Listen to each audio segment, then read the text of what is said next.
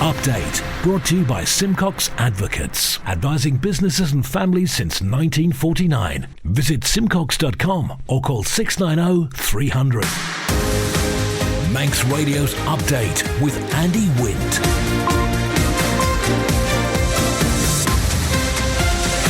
Fast am I. Good evening. It's 5:30. This is Update for Monday, 4th of December 2023 from Manx Radio. 30 minutes to look at the latest news on the island, background to that news and sport and business and Sea Watch and travel updates. And the newsmakers in person this evening, the availability of Lifechanging Kaftrio. 20% of new homes from Manx workers, says Peter Karran. Peel Commissioner on the modernisation plans. New leader of the Manx Green Party speaks. And a good start, then the Ravens stumble. Man Benham for all your business and legal needs. First of all, at 29 minutes ahead of 6 o'clock, the Update News headlines. Fast am I, Christian Jones. Fast am I. There have been 127 collisions costing more than £1.7 million on the mountain roads in the last 5 years. The Department of Infrastructure confirmed the figures, resulting in personal injury between October 2018 and the end of September this year. Gulf Commissioners have unanimously objected to a planning application for a new visitor entrance hub at the Laxey Whale. The local authority says the design and quality of the structure isn't appropriate for a site of cultural importance. And the new leader of the Isle of Man Green Party has been setting out her top priorities for the party, which include growing its membership base among others. But it remains unclear whether Lamara Crane intends to stand in the next general election, but it appears she hasn't ruled it out entirely. In international news, new measures are being set out by the UK Home Secretary to curb record high levels of UK net migration.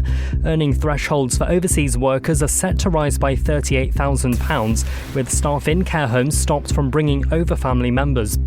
Sir Keir Starmer says a Labour administration won't be able to turn on the spending taps. He says any government he leads must have an obsession with economic growth to raise living standards, and Britain's looking at using alternative routes to get aid into Gaza, including by sea. Israel says its ground offensive against Hamas in the south will be just as intense as in the north. Those are the Update News headlines, next at 6. Secure tomorrow today with Man Benham's guidance on powers of attorney and more. Manx Radio Weather with Manx Glass and Glazing. Goromaya, thank you, Christian. From the Ronaldsway Met Office, there is a strong wind warning in operation for the North Irish Sea. State of sea is slight or moderate. Manxman is safely in harbour right now. And the weather this evening, outbreaks of rain on a fresh to strong northeasterly. It will dry up towards dawn and will be frost-free overnight, minimum 4 degrees Celsius. For Jamert, Tuesday dry with sunny spells as the wind eases, becoming light after lunch. A pleasant afternoon, daylight maximum 7 degrees, down to 5 through the night. And for Crane, Wednesday a dry start, then wet in a strong to gale force southeasterly, up to 8 degrees. Tides on the way back in. High waters at 12 minutes to 11 tonight. Low tide tomorrow morning, 8 minutes before 5.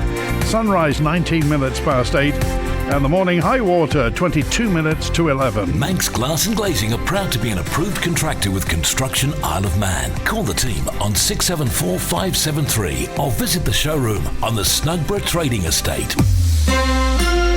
A drug described as life-changing to those with cystic fibrosis will continue to be provided on the Isle of Man for the foreseeable future, despite recommendations for NHS England to stop giving it to new patients. Leanne Harper lives on the Isle of Man and she takes Kaftrio. It's scary. Just the thought of the fact that, goodness, if they turned around and said, oh, from next month you won't have your medication, my life would literally go downwards so rapidly. And to think younger children, if they get the medication early, like I've got 36 years of scarring on my lungs and things like that, whereas if we get the younger children on it early, they won't even have that scar and damage. So their life would literally be almost normal. So it's a massive impact. I know they have said in the news that people that are on it now can stay on it, but they are trying to fight to drive the price down, I believe. So I'm just hoping that the social media uproar that's gone on at the moment is going to help the drug companies really have a good think about the lives that affect all us CFers and young youngsters coming through. Per year, they're looking at the costing of this medication between £100,000 and £160,000, which is massive, and it's £160,000 a year. There's not many people that are going to be able to stump up the money to pay that privately every single year. I know I certainly can't. So, yeah, if it stops, then it's massive deal, massive. We're hoping that the Isle of Man might have their own decision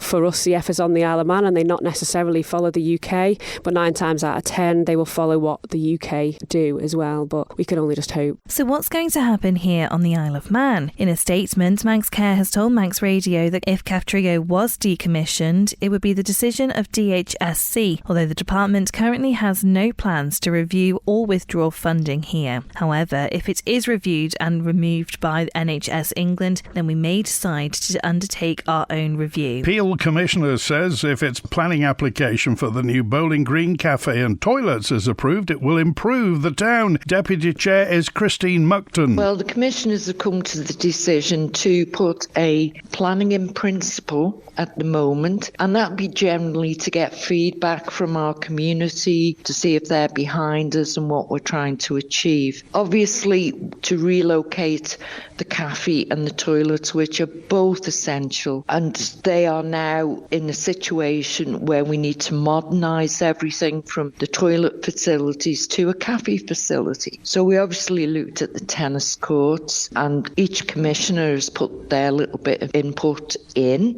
to see what we think, what would suit that area. So this is why it's out there now for the public to have a look, give their opinion, see if we can do anything better or less. And it's to improve the community for the locals. What we have there at the moment, the Bowling Green and the cafe, both very, very popular, with the bowling club themselves and the small cafe there. So this is actually making a better facility, both for the bowling club, for cafe, and a more ambient area with better views over our wonderful bay and castle. I mean, obviously the Bowling Green has the big sandstone wall. That is for protection of the green. If we were to move the facilities onto the said tennis courts, everybody gets a view, and the Bowling Green still flourishes, as will the cafe area. This is the most listened to Isle of Man news source, and Manx Radio's Update is the Isle of Man's most downloaded news podcast. The new leader of the Isle of Man Green Party has been setting out her top priorities for the party, which include growing its membership base, amongst others. It remains unclear whether Lamara Crane intends to stand in the next general election, but it appears she hasn't ruled it out entirely. But with no party members currently holding a seat in the House of Keys, she was asked what power the party actually has. It's very hard to quantify that because, I mean, yes, we're not in the House of Keys yet, but we are local commissioners and councillors. We have made changes on a local scale. And that was why I got into politics in the first place. I've always been very passionate. I've always had political opinions, but it was more on a global scale. And when I realised that, you know, I'm just shouting into the void if I'm commenting on global politics, what I really need to do is actually put my feet on the ground and do some work in my own hometown. So that's why I got involved in local politics. I'm there to voice opinions so that people can see that there's another opinion, there's another point of view. And if we look at the Isle of Man as a whole, how confident are you with the current government's proposals as the island's journeys towards net zero? I think that the plans are actually quite spot on. I think what I struggle with is that the time delay that's occurring. So we have a carbon budget that the Green Party calculated based on around 700,000 tonnes of carbon dioxide that the Isle of Man releases every year. So if we want to keep the global temperatures below 1.5%, which we're nearly pushing that now, our budget, our carbon dioxide budget, will be spent up by 2026. So the Green Party are all for investing in renewables, potentially lowering the cost of energy to the individual on the Isle of Man. We want to see that having an impact on people positively, but obviously that takes investment and it takes time. So my concern really is how long it will actually take for us to reach net zero. FC Isle of Man have recorded back-to-back home defeats following that 3-1 loss to Squires Gate at the Bowl. The Ravens made the perfect start to lead in the first 2 minutes, but Squires Gate 28 struck back with 2 penalties. His team member Jacob Crook. I think obviously we've got a youthful side, and I think obviously we're still keeping things fresh, and like people are coming in and out of the squad and they're still maintaining the quality. So it's obviously there's promising things. We know we can score, we know we can keep clean sheets. We've shown that throughout the season. It's just that consistency, isn't it? Turning up and performing each and every week, and that's the most important thing, but it's also the toughest thing. And I think we're struggling with that at the moment. Obviously it's quite a tough period going into Christmas because you've got a lot of games and obviously a lot of commitments. So we have to just sort of regroup and again just focus on the next game really. I think it's always a healthy thing having options, isn't it? I think it's definitely a good thing, rotation, but also you need that level of consistency, don't you? You have sort of build up connections, build up relationships, but also having training twice a week also improves that. So I think again, like I say, people coming in and out of the squad, they always maintain the quality, and I think we have the trust in the players and each and every one around us. It's still a group, we're still positive, and like I say, we're focused on the next game really.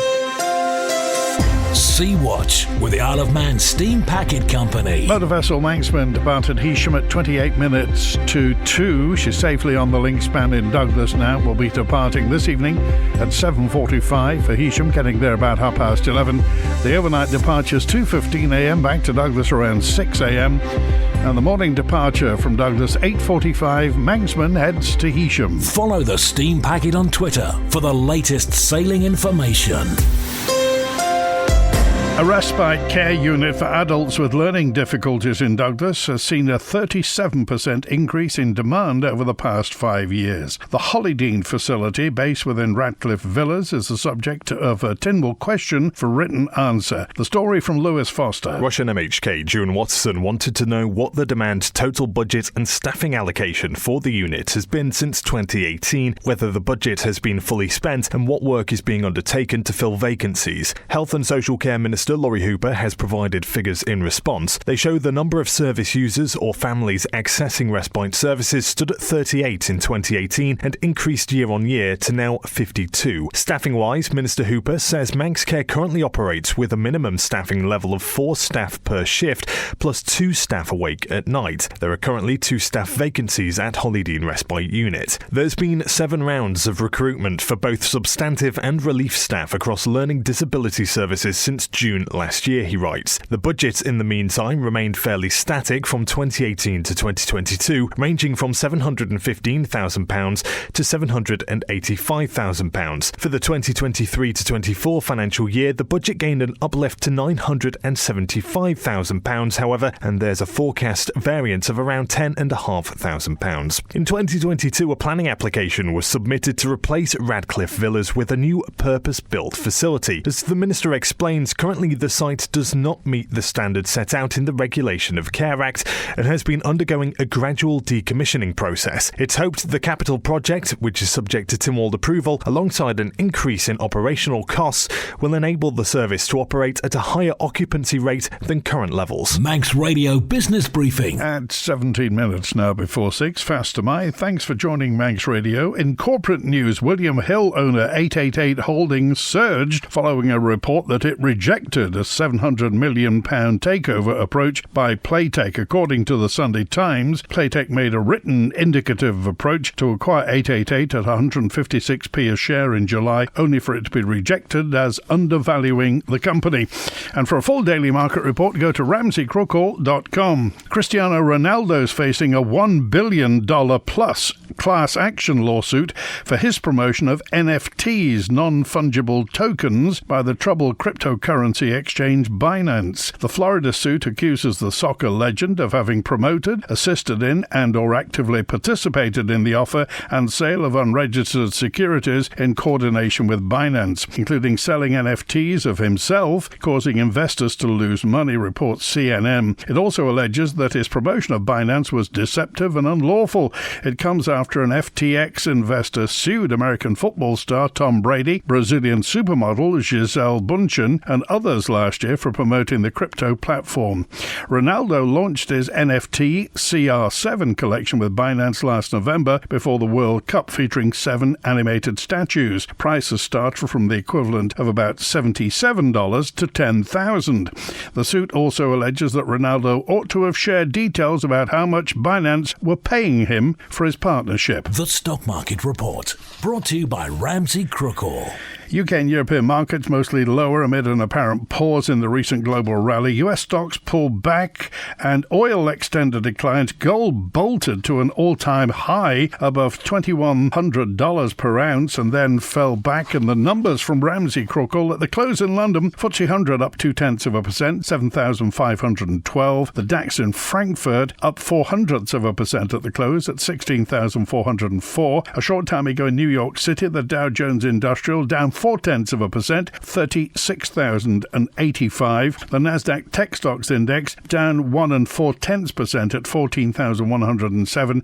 The S&P 500 in Chicago down 0.8%, 4,555. In the exchange markets, the British pound sterling is currently trading at $1 26.3 cents, €1 16.6 cents, and 23 South African rand 78.7 cents. In commodities, gold fractionally down 2% down, but still above $2,026 per troy ounce, and a barrel of Brent crude down 0.8% currently at $78.46. You've got an investment plan? Yeah, Mike set it up. But don't you need loads of money to do that? Not this one. It's called Shearwater from Ramsey Crookall, and you pay in monthly as little as £100. So it's like saving regularly, really helping us invest in the future for a house or the kids' education. £100 a month? I could easily do that. You should. The sooner you start, the better.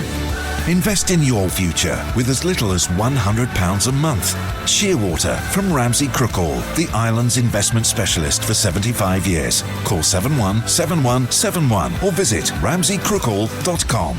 Licensed and regulated by the Isle of Man Financial Services Authority. Around a fifth of new homes on the Isle of Man should be only made available to Manx workers to purchase. One of the ideas from former Onken MHK, Peter Karran. We need to get away from this fantasy island, the pure lies like what we had, where we had ex-chief ministers talking about, the waiting lists are going down, and the only reason they're going down is because we are actually gerrymandering corruptly the need as far as this cornerstone of our society. Housing is a cornerstone, and let's hope and see whether we can get some sense from Mr Ashford, even though it would be a very hard job, as this lot are even more delusional than the others. So why do you think it's been so difficult over the decades for government to get the balance because right? There's no real opposition. That's the problem. There's no audit on power.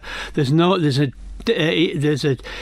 deficit in the political system on this island, but the reality is here that 20% of all new planning applications need to have a restriction on use and ownership. We've got not so the quality of the houses, but we've got the commercial ability of the houses, so that they end up being nests and not nest eggs for our generation.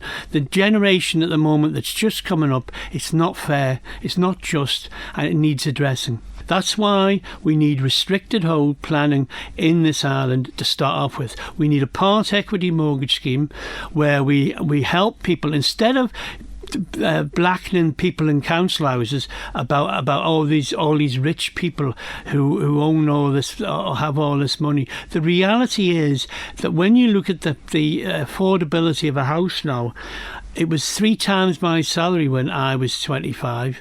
It's now about 5 times would be my salary. Update brought to you by Simcox Advocates. Manx Radio Sport. Faster my Lewis Foster. Faster my Manx pro boxer Magic Matthew Rennie has thanked his team and sponsors after securing his 11th win at the weekend.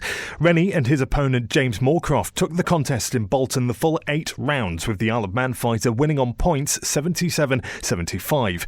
It takes Rennie's tally in the professional ranks to 11 wins, 1 draw and no defeats. To clay pigeon shooting now, the second round of the Q-Plus Callow Winter Series DTL League was held at Mary Veg in Santon, with 13 competitors taking part in extremely cold but calm conditions. Results in the A-Class first place, Phil Ward, second Junior Aaron Wade, and in third Mike Walker. In B-Class first John Moore, second Jack Clegg, and in third Brian Farragher. And in Class C, Ted Cameen, in second Mike Whitehead, and in third Rob Marshall. Next week is the second round of the Winter Series Pro Sporting League, sponsored by Peter Kelly. And a 3-1 loss at home to Squires Gate leaves FC Isle of Man Man sitting at 9th in the NWCFL Premier Division. The Ravens made the perfect start to lead inside 2 minutes thanks to a towering Michael Williams header from a corner. However, Squires Gate struck back in the second half as 2 penalties were converted by their captain James Boyd to hand the visitors the lead. And then a free kick in the dying minutes from James Hughes, round the wall and under the keeper and in, made sure the Blackpool-based side secured the 3 points. FC Isle of Man's next match will be at home against Barnoldswick Town on Saturday the 9th of December, kicking off at 6 o'clock.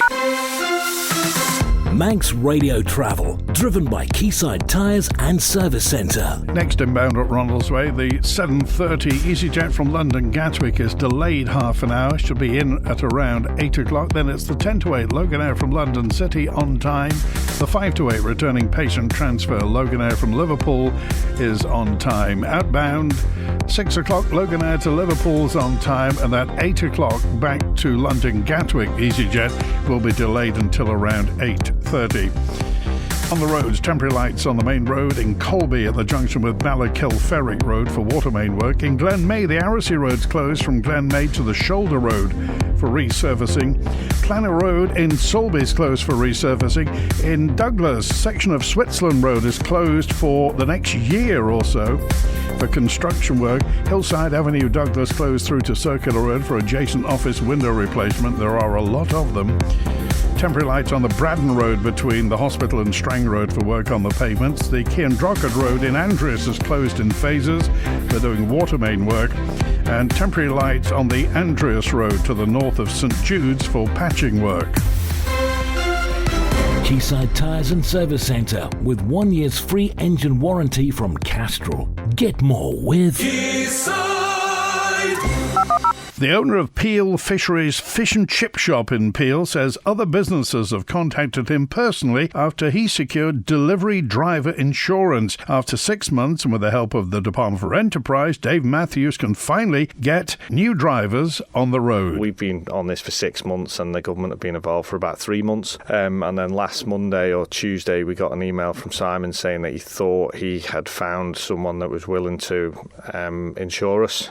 So we got in contact with them and they asked us what we wanted, and then they come back the next day with a quote which we were happy with. We knew it was going to be expensive, but we were really reasonably happy with it, and then we rolled with it. So we finally got it. We've got it for anyone over the age of 25, which is fantastic because we thought we might be only able to get it for anyone over the age of 30, so that means we can employ drivers over the age of 25. So we are advertising now for drivers. We do have a couple ready to go, but we're not starting until January to get the Christmas rush out of the way. And people are writing back on the posts and stuff like that, but I've had 5 people personally message me asking direct since we released on Friday. So I think it can only be a good thing, and that it's out there now and people can actually go and get this policy because we need it. It is a growing market where people want their food delivered, and that's the world we live in now. And so there had to be a solution for this. That just rolling over and saying no to the Isle of Man was never an option. Someone had to bring something to the table, and fast. Update brought to you by Simcox Advocates, advising businesses and families since 1949. Visit simcox.com or call 690 300. I'm with you for the next 6 minutes or so, and after 6 o'clock tonight, after the news, more from Peter Karran as he talks on Agenda to Phil Gaughan. A house on the Isle of Man has been purchased by the Henry Bloom Noble Healthcare Trust to accommodate up to 5 students working at Noble's Hospital at any given time. Mark Roberts is the medical undergraduate course coordinator, and he says this investment is vital. A lot of people won't be aware, but we take about 150 medical students at Noble's throughout the year, which can be up to 16 students at a time. Obviously, being an island, providing accommodation is a big part of that. It's not as if they can just drive down the motorway to another trust. They've got to provide accommodation, and it's something we're chronically short of. We have an 8-bedroom house on site, but apart from that, we don't have much accommodation at all. So we've got the Henry Bloom Noble Healthcare Trust have facilitated the provision of a new student house for us, which will hold 5 more students, and that's something I've been working on for the last 4 months, is renovating it, getting ready for student use. I mean, the Isle of Man's not on a lot of people's radar for many things, and particularly for coming to work for healthcare reasons. When they come here, a lot of students, the feedback is excellent, and they have a good time, both in work where there's less stress, less pressure than in NHS, and also out and about on the island as well. We're partnered with 6 medical schools across the UK, and obviously they get to mix with other medical students from different medical schools, which they wouldn't normally in the UK. And for example, last year's foundation year 1 intake, around about half of them were returning students who are now working here as doctors. I think it's really important, as I said, it's something we can't facilitate placements without accommodation. They go hand in hand. It's something we would like to invest in Manx Care, and hopefully there are plans long term, not just for students but for staff as well, because it's something that's key, it's critical. It's just that infrastructure behind the scenes, and without it we cannot expect people to come and work here, unfortunately. That's it for Update tonight, compiled from the resources of Manx Radio's news department. Thanks to newsreader Christian Jones and producer Amy Griffiths. I'm Andy Wint, back with another update tomorrow at 5:30. WINT